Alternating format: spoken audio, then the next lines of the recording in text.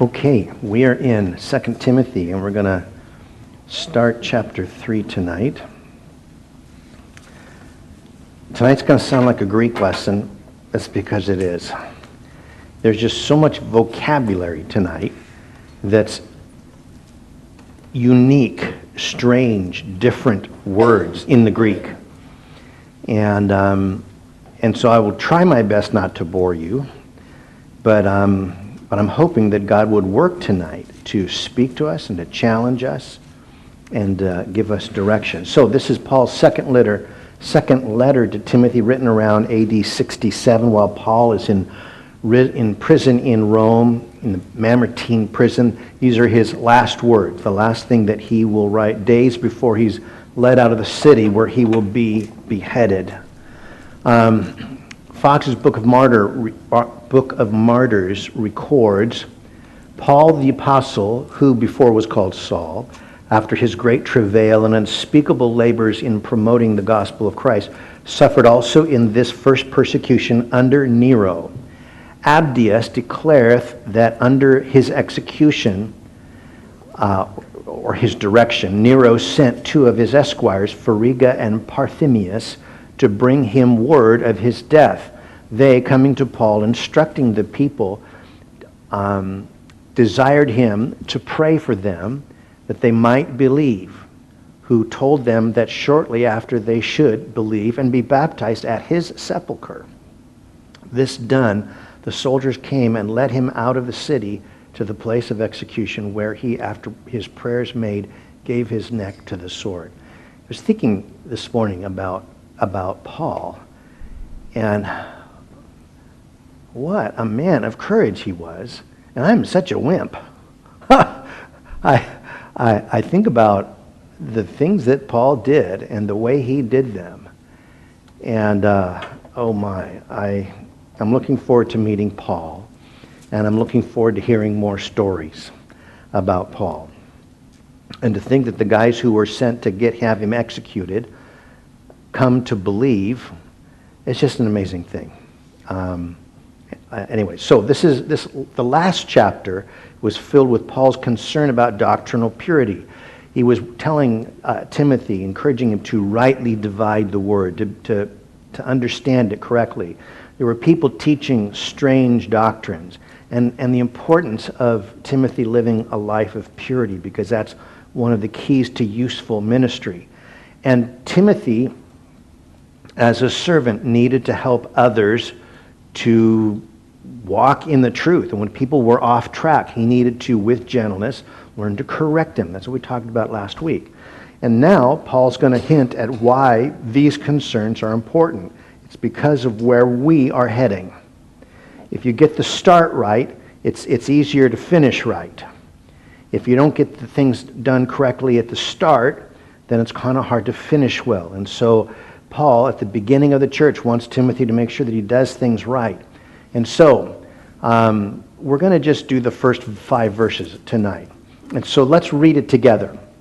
But know this, that in the last days perilous times will come, for men will be lovers of themselves, lovers of money, boasters, proud, blasphemers, disobedient to parents, unthankful, unholy, unloving, unforgiving, slanderers, without self-control, brutal, despisers of good, traitors, headstrong, haughty, lovers of pleasure rather than lovers of God, having a form of godliness but denying its power. From such people turn away. So that's what we're going to look at tonight. Hey, Madison. So that's what we're going to be looking at tonight. Do you understand why I'm saying we're going to have a Greek lesson? Because you see all these different words, all these different things. We're going to be defining all these things. So, verse 1 of 2 Timothy chapter 3. Verse 1, he says, "But know this, that in the last days perilous times will come." The last days. I believe that Paul's talking about the days that we live in, and as we go through this, I think it's kind of obvious that we're living, it certainly fits today, It does. I mean, even just, on the outset, doesn't it? It sounds just like today. He says, perilous times will come. The word perilous means hard to do, hard to bear, troublesome, dangerous, harsh, fierce, or savage. The word is only used one other place in the New Testament. It's used in Matthew 8:28, when Jesus had come to the other side of the Sea of Galilee, to the country of the Gergesenes, there met him two demon-possessed men coming out of the tombs, exceedingly fierce, so that no one could pass that way.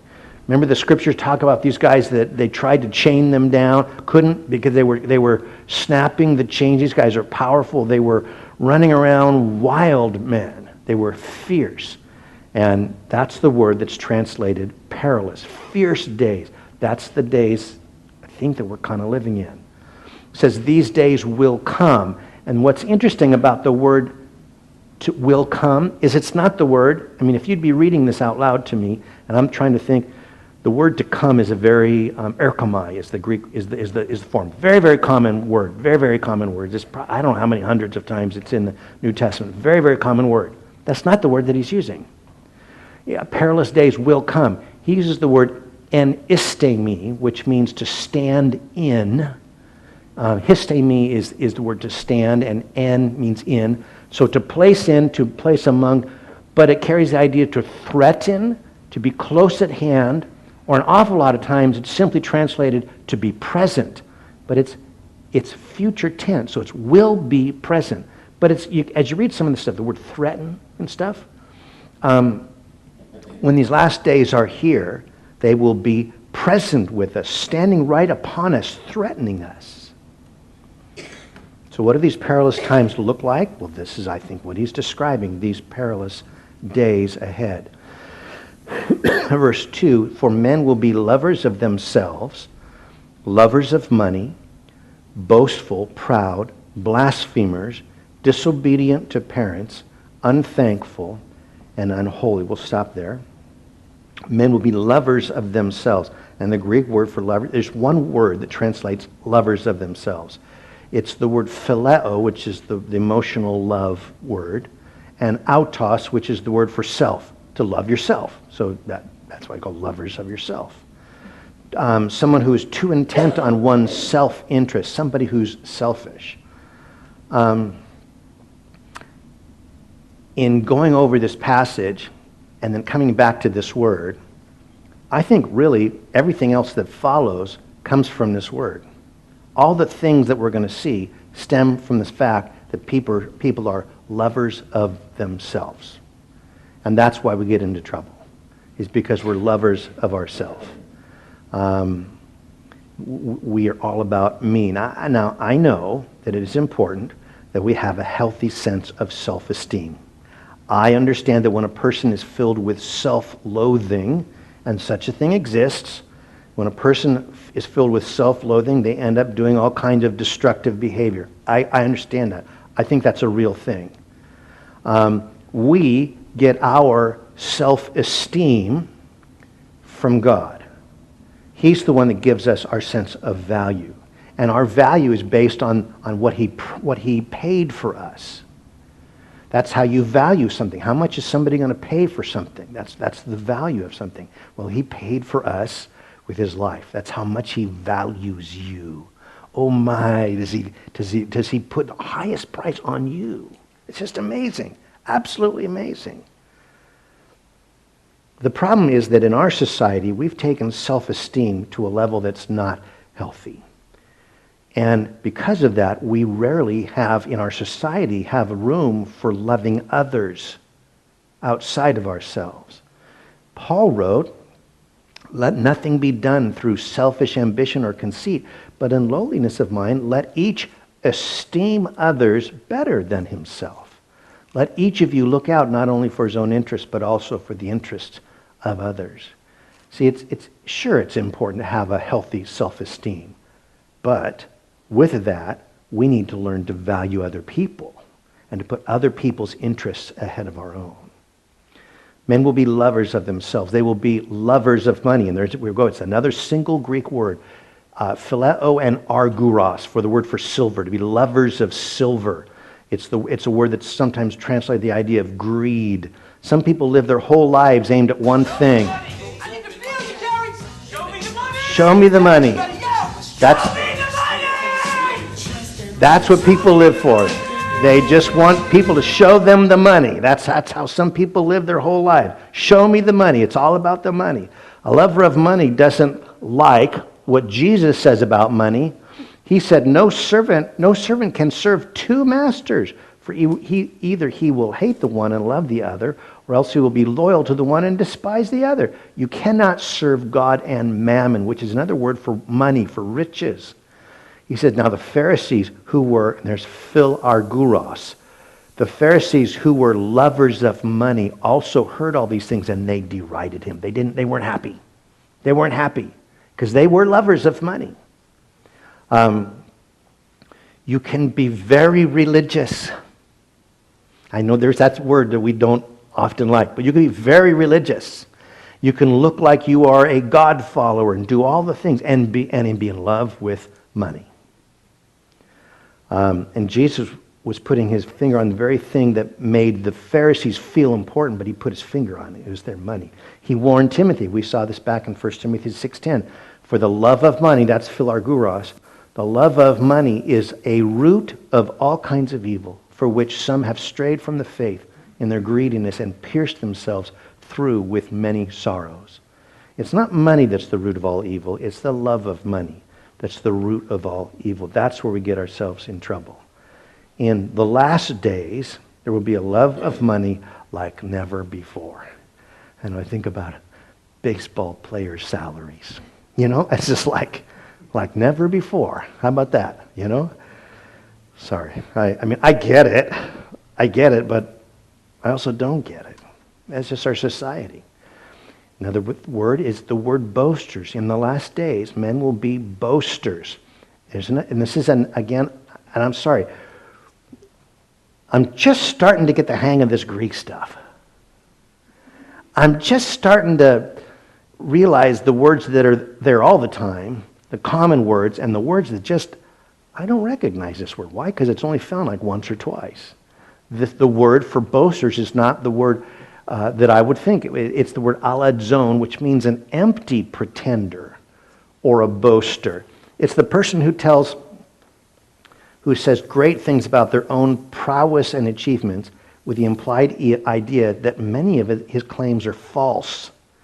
This word naturally describes a trait in which is only evident when you are around other people, not just something that lives secretly in a person's heart. So they're always letting people know about these great things they've done, which aren't necessarily true.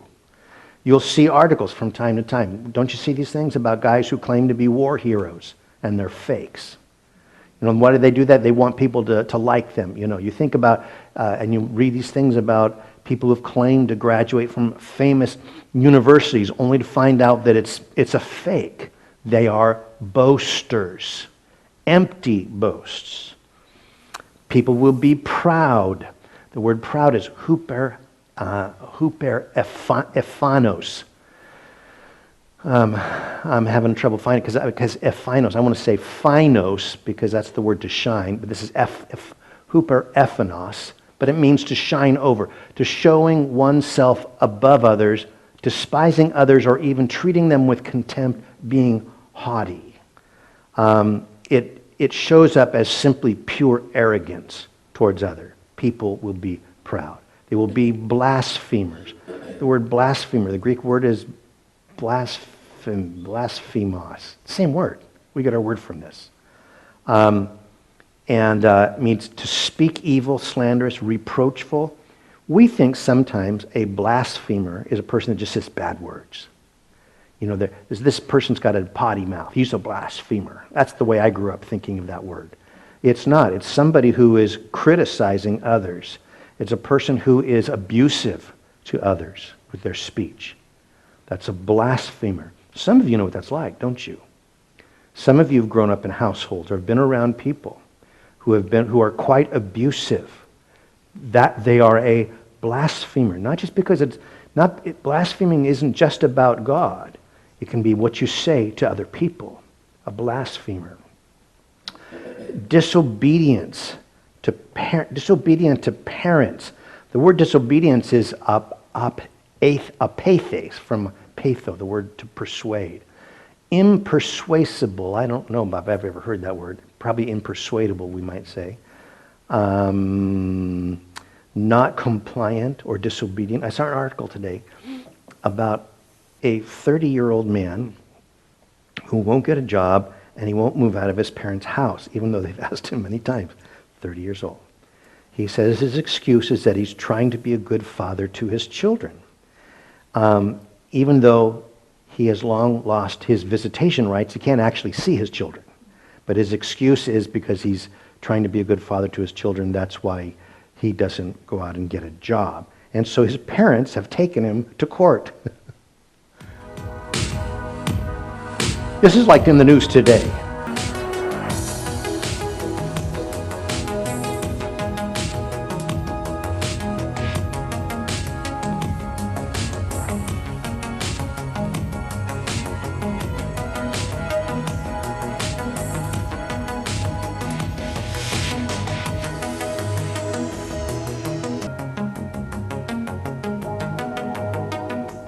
I watched some interviews that they have online.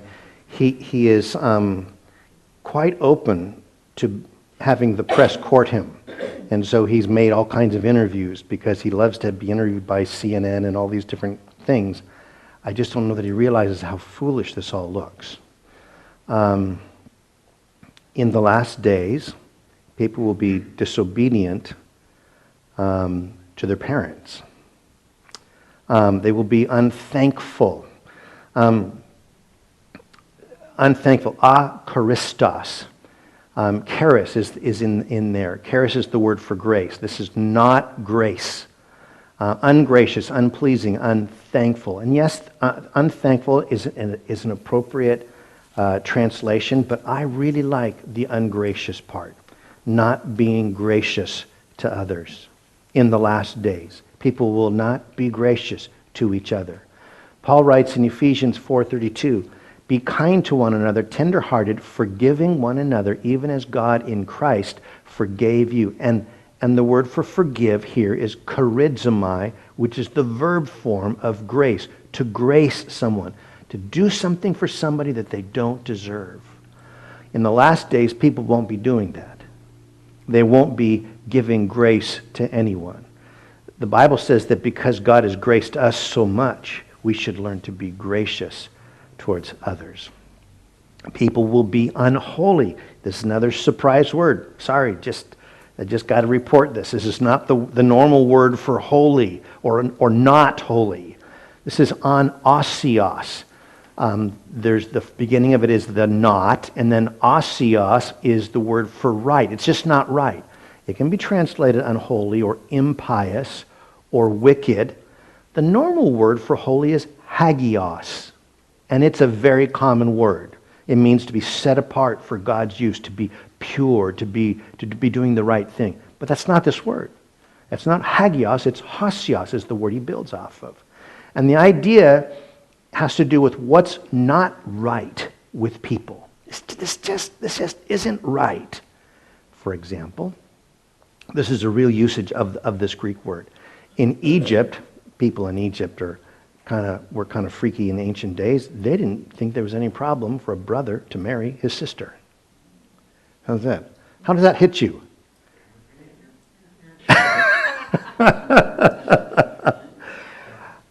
You would want to say, that's just not right, wouldn't you?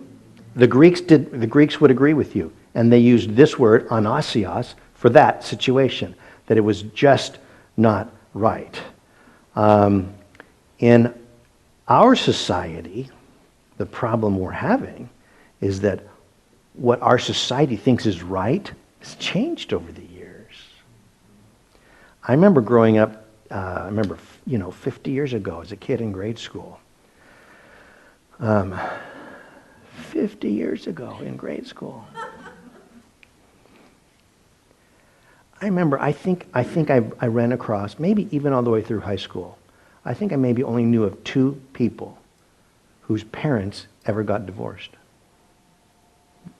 Maybe I was just had my head in the sand. It could be. Could be I just had my head in the sand. But it was just kind of the way things were when I was growing up. Nowadays, if I was a 12-year-old in school, now the unique thing would be if your parents, your biological mom and dad are both still married to each other. Now that's the exception to the rule, isn't it? So we've kind of lost our bounds of what's just not right, what's on osios. It's funny because I have to almost feel like I have to apologize for this because I know some people will get offended because of the way our society has shifted away from truth. But I remember growing up, what little I knew about homosexuality was just like, oh, that is just not right.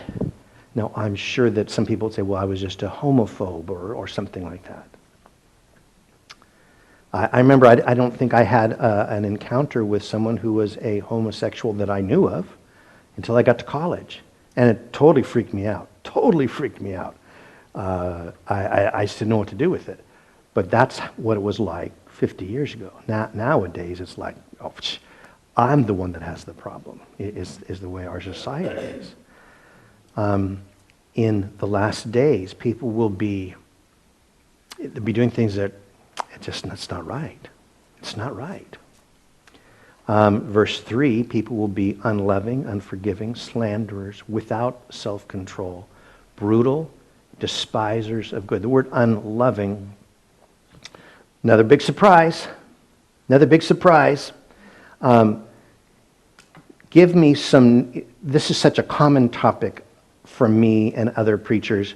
You already know some of these words, okay? So you tell me, give me some Greek words for love, because you know that there are different Greek words for love, right? Agape, or the verb is agapao, okay? Phileo, eros. Okay, those are the three main ones that people will be familiar with. There is another one, and that's what this one is built off of, is astorgos. Storge is the word for family love, like the love between parents and children and parents. You know, when you have your children, I remember when David was born.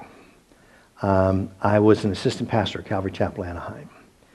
And Pastor Mark asked me to preach on Father's Day after David was born. And so it was like, what was that, like 6-8 months after David was born, something like that.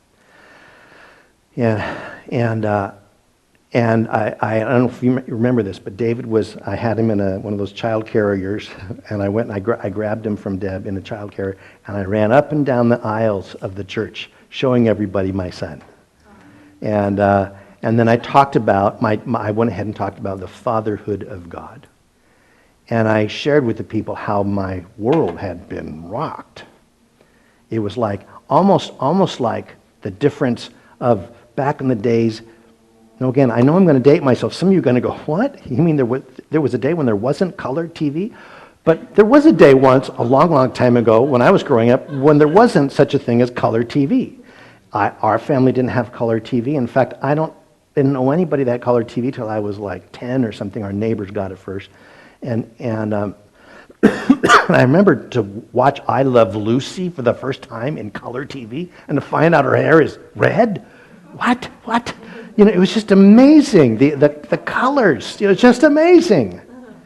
And the difference between going from black and white to color was, to me, the difference of going from not having a kid to a kid. Oh my gosh. The love that I had for David as a little teeny baby, couldn't explain it. But oh my gosh, how my heart was drawn to him. I was afraid when Daniel was coming along. I was afraid that I wouldn't be able to do it because I loved David so much. How could I ever give Daniel the kind of love I'm giving David? How could I do that? I just don't know that. I don't know how. That blows my mind. And you know what happened? When Daniel was born, I found out that God enlarged my heart, doubled my heart. And And I was able to love him with the same kind of love as I had for David. That's storge. It's love for parents. It's love for kids. This is not storge. This is unloving. So the other Greek, agape is unconditional love. Phileo is emotional love. Eros is sexual love. Storge is family love. And our word is the opposite of the family love. Some people have said that raising children today takes a village. And I do agree that we all need to help when it comes to raising kids. I'm good with that. But the responsibility for training and nurturing our children rests on parents. It takes parents to raise children. And I'm afraid we're losing the concept of this today, aren't we? So when it says unloving, just remember that this is a unique word for loving.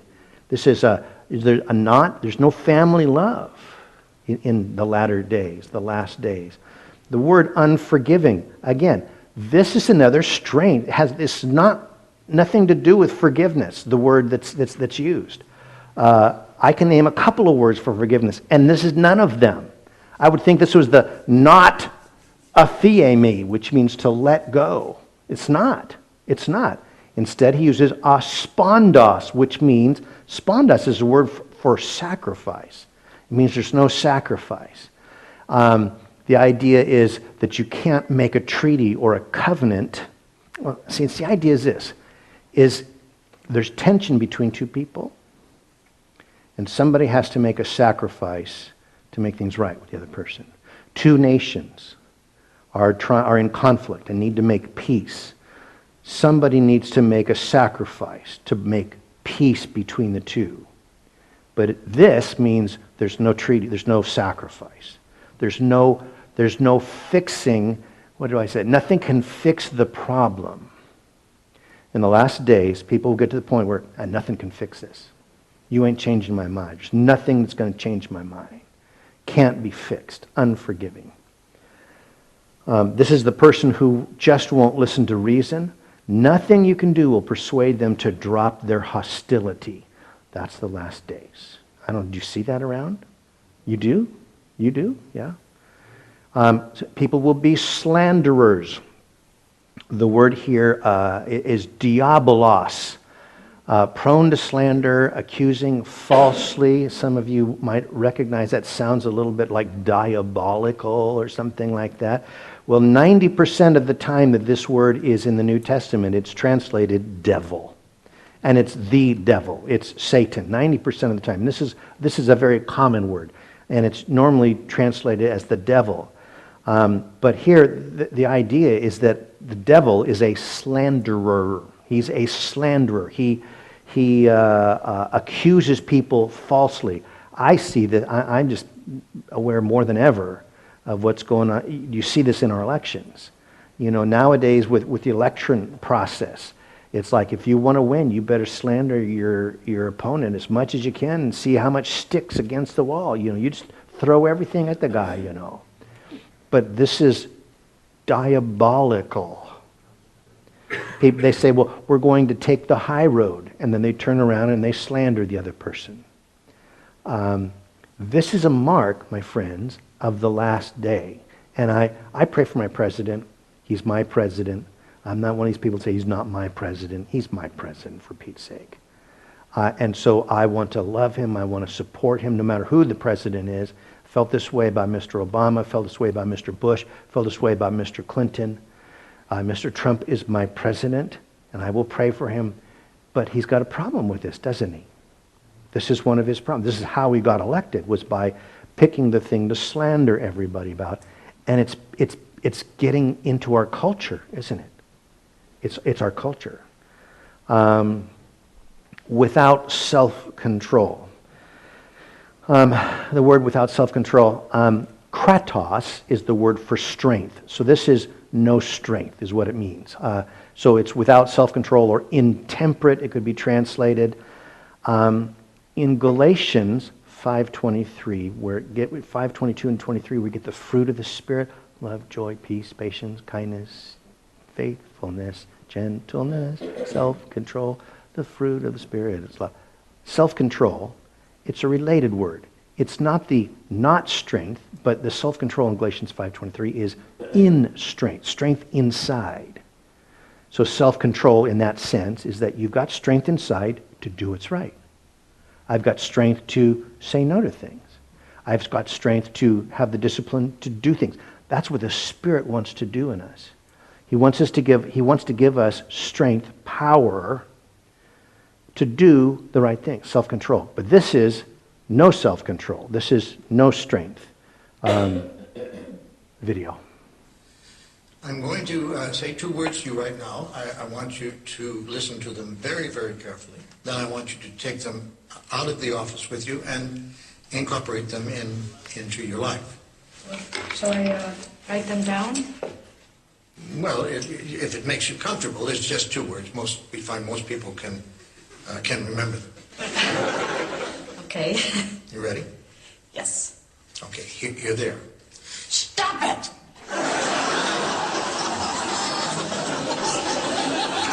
I'm sorry? Stop it! Stop it? Yes, S-T-O-P, new word, I-T. So, what are you saying? You know, it's funny. I say two simple words, and I cannot tell you the amount of people who say exactly the same thing you're saying. I mean, this is not Yiddish, Catherine. This is English. Stop it. So, I should just stop it. There you go. But I'm compelled to. My mom used to call me fatty. No, we don't go there. But I've been having this dream. No, we don't go there either. But my horoscope did say... We definitely don't go there. Just stop it.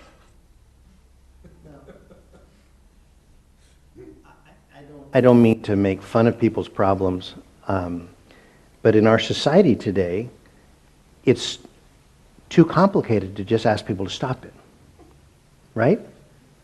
It's become too complicated. It has to be rocket science to help somebody change their behavior.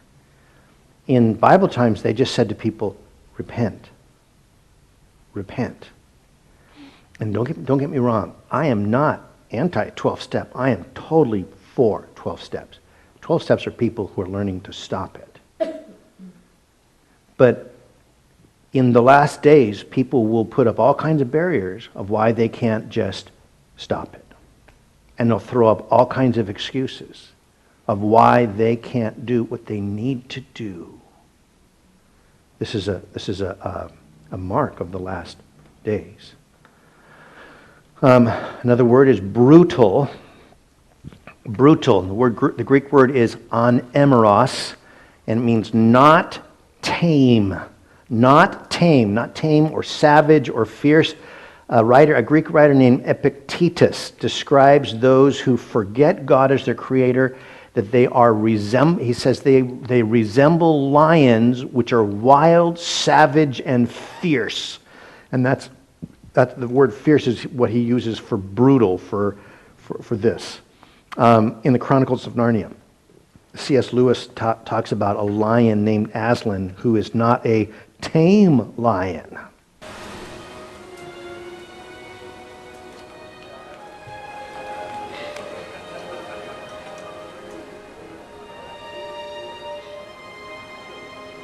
Don't worry. We'll see him again. When? In time. One day he'll be here, and the next he won't.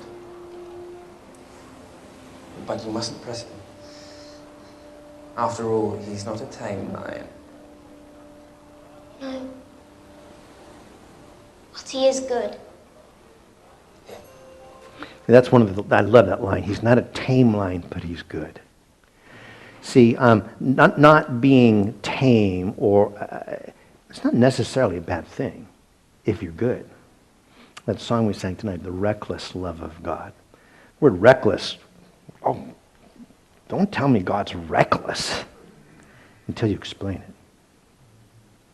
Why would he love me? That's pretty reckless.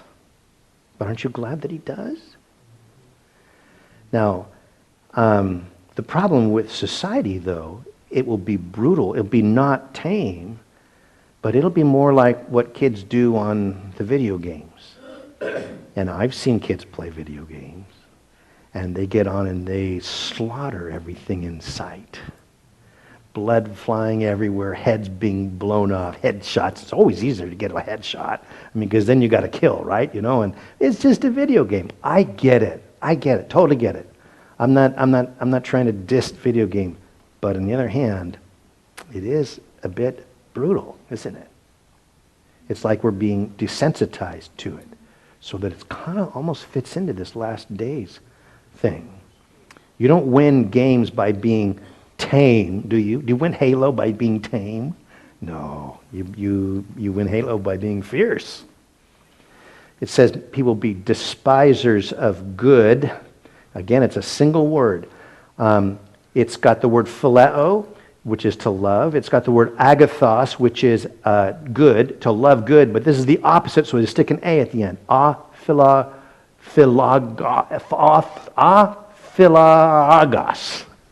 Not love good. To be opposed to goodness and good men without interest in the public good. And I was thinking about this. When people are lovers of self, then they no longer care about what the public good is all about. When we become lovers of self, we no longer care about what's good for everybody. We only care about what's good for us. Verse 4, it says, they will be traitors, headstrong, haughty, lovers of pleasure rather than lovers of God. Traitors, and a traitor, a betrayer, it's the opposite of someone who is loyal and trustworthy. It is the word that's used to describe Judas Iscariot, someone who betrays others, whether it's their employer, their spouse, a friend. Those are traitors, betrayers. In the last days, there will be traitors. There will be people who are headstrong. And I don't like this word. I got to tell you that I'm not a fan of that translation, because to me, headstrong means what? Stubborn. That's what I think of when I think of headstrong. That's not this word. The word is propites. Pipto is the word to fall. Pro is forward, to fall forward. So it's the idea of being headlong, to be rash, reckless, and thoughtless. I'm just going to fall forward, and who cares where I land? I'm just going to fall forward. When the city clerk at Ephesus was trying to calm down the riot that was happening, he said, therefore, since these things cannot be denied, you ought to be quiet and do nothing rashly. I like that idea, rashly. Don't do things rashly, just going out and do them for no good reason. This is the character of someone who rushes headlong, out of control. They're out of control. This is the impulsive person. Doesn't take time to think about what they're doing. Impulsive. Headstrong. I'm sorry. I would rather choose reckless, or except we just decided reckless is a good word, didn't we? Isn't that funny? How about thoughtless? We'll go with thoughtless. Haughty is another word. Oh, this one's interesting. Tufao means to raise a smoke, to wrap in a mist. It metaphorically uses to make proud, puff up with pride. This is somebody who's all smoke and no substance. All smoke and no substance. They may impress you with their language, but they aren't really saying anything meaningful. You ever been around people like that? For a number of years now, work has been proceeding in order to bring perfection to the crudely conceived idea of a transmission that would not only supply inverse reactive current for use in unilateral phase detractors, but would also be capable of automatically synchronizing cardinal grammeters. Such an instrument is the turboencapulator. Now, basically, the only new principle involved is that instead of power being generated by the relative motion of conductors and fluxes, it is produced by the modial interaction of magneto-reluctance and capacitive directance. The original machine had a base plate of prefamulated amulite surmounted by a malleable logarithmic casing in such a way that the two spurving bearings were in a direct line with a panametric fan. The latter consisted simply of 6 hydrocoptic marsal veins so fitted to the ambifation lunar wane shaft that side fumbling was effectively prevented. Some of you are kind of wondering, what's everybody laughing at? Because he's talking about nothing. Every other word is made up. He sounds smart, but he's not. Paul uses this word when he talks about, back in 1 Timothy 6, he used this word when he was talking about people who have stepped outside of healthy, correct doctrine. When somebody stepped outside of healthy, correct doctrine, he says, that person, he is proud, knowing nothing, but is obsessed with disputes and arguments over word. There's no substance to them when they step outside of correct doctrine. And then at the end here in verse 4, he says, they will be lovers of pleasure rather than lovers of God. Lovers of pleasure rather than lovers of God. The word lovers of pleasure, there's phileo again. They're lovers of all these different things. If you notice that, phileo, there's lovers of all these different things. This is lovers of hedonism. That's the word, philedonos. Hedonism is in there. Lover of pleasure or desires for pleasure, or hedons, loving pleasure. In our world, we have access to all sorts of pleasures we've never had access to before, like never before in our world. I can make anything you like. Can you make me taller? Anything you'd like to eat. Turkish delight?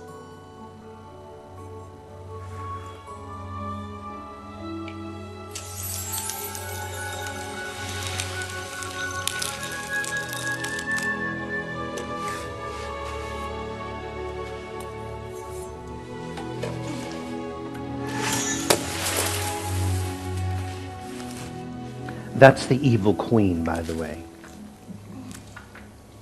Edmund, I would very much like to meet the rest of your family. Why? They're nothing special. Oh, I'm sure they're not nearly as delightful as you are. But you see, Edmund, I have no children of my own. And you are exactly the sort of boy who I could see one day becoming Prince of Narnia. Maybe even king. Really? Of course, you'd have to bring a family.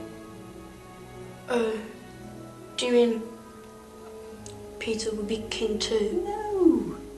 No. But a king needs servants. I guess I could bring him.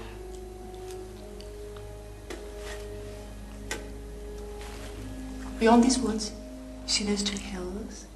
My house is right between them. You'd love it there, Edmund. It has whole rooms simply stuffed with Turkish delight.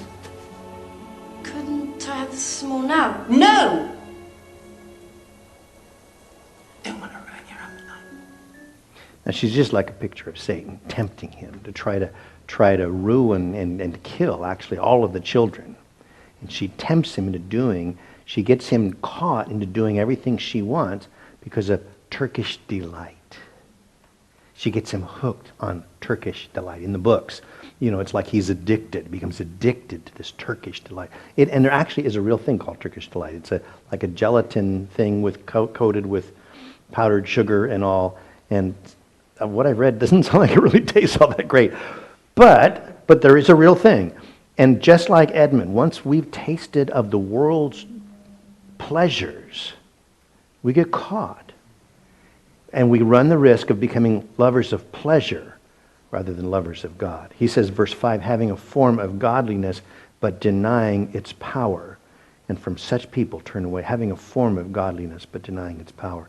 In the last days, there will be all sorts of religious people. But they will not be people who actually know the power of God.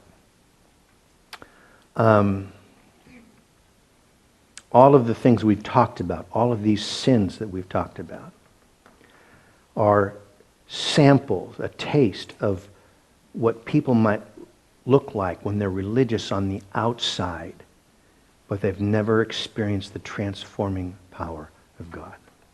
And God wants us to be real. God's desire is that we don't just look godly, but that we are godly, that we're growing in godliness. I love this story. This is Charles Spurgeon. This is a little bit of Spurgeon's humor. And I hope this will come across, because this is 19th century English and all. Anyway, he writes this: "Not long ago, I stood for a while in a cheese shop, being in a fidgety mood, and having a stick in my hand, I was not content with seeing, but felt a need to touch as well. My stick came gently upon a fine cheese in the window. To my surprise, a most metallic sound emanated from it. The sound was rather hollow, and there was a sort of a crockery jingle in the sound, like the ring of a huge bread or milk pan. I came to the very correct conclusion that I had found a very well disguised hypocrite in the shop window." Are you following what he's trying to say? It's a fake wheel of cheese. It's just there to bring the customers in. And ever since that time, when I pass by, I mentally whisper, "Pottery." Even the fakes have been exchanged.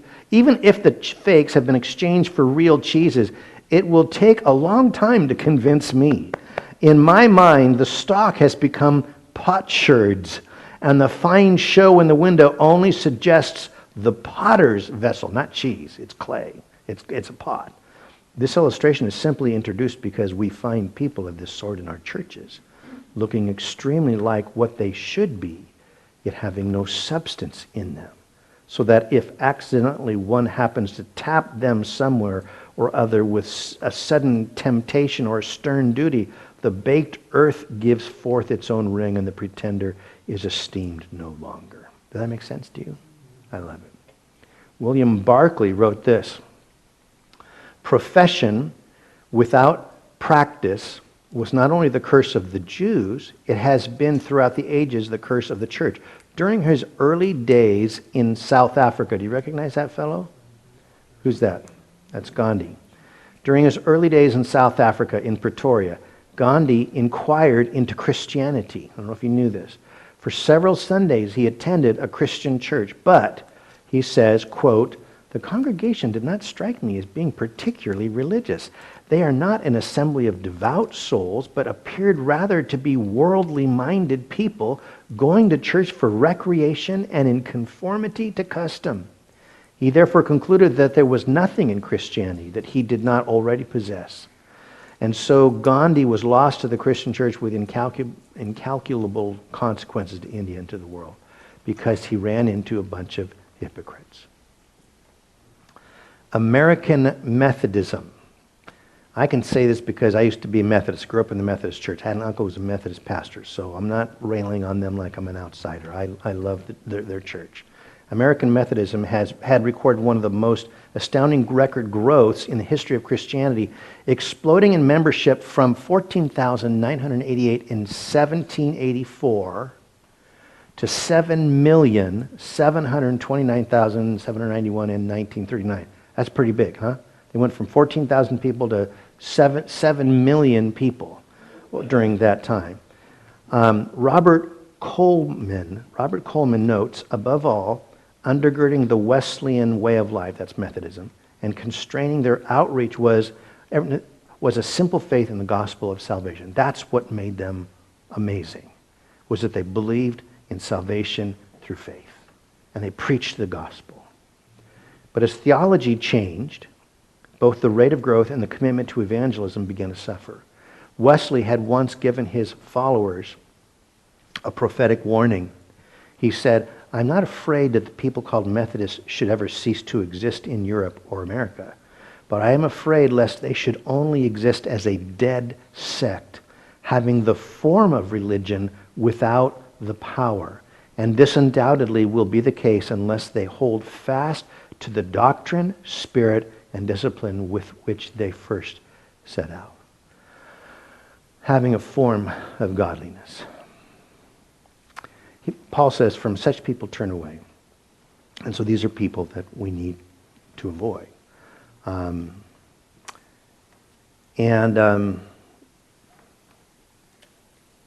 now, with a word of caution, I got to tell you, the church is not a place for perfect people. So don't go away slinking with your tail between your legs tonight thinking, well, I'm just not a very perfect person. I better stop coming to church because I'm like not all there is. You know, I got room to grow. The church is filled with all of us who sin and who fail.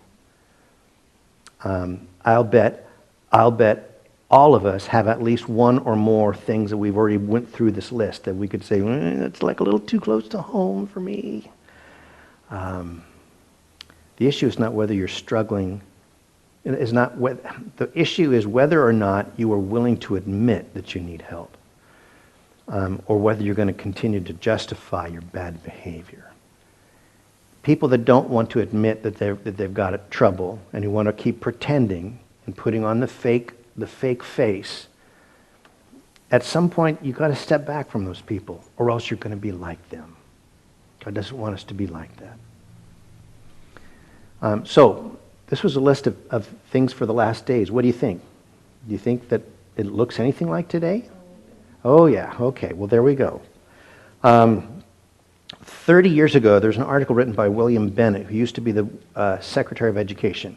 He wrote an article called Quantifying America's Decline, and he referred to a statistical portrait of the moral, social, and behavioral conditions of modern American society.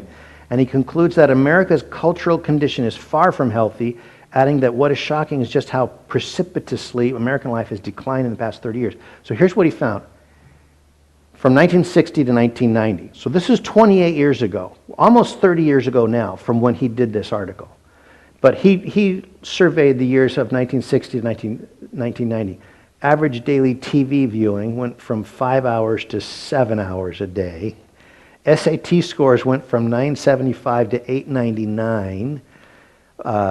Percent of illegitimate births from 5% to 26%. Children with single mothers, 8% went to 22%. Children on welfare, 3.5% to 11%. Teen suicide rate, 3% to 11%. Violent crime rate per 10,000 went from 16.1 per 10,000 to 75.8 per 10,000. Now, that was 30 years ago. I wonder what it's like now. I don't know.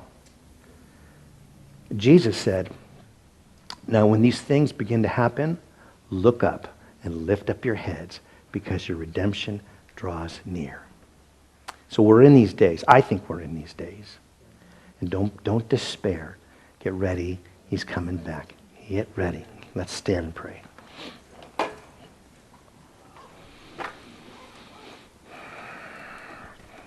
And so, Lord, would you help us to grow? Lord, I know, Lord, that there is a sense in which we all have a little bit of hypocrite in us. And we have a tendency to want to cover up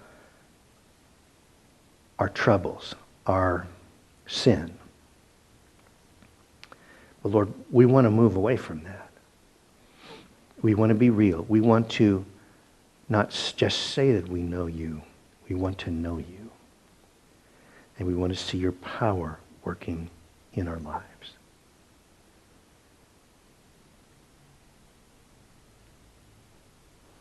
So help us. And we will follow you. We will serve you in these last days. In Jesus' name, amen.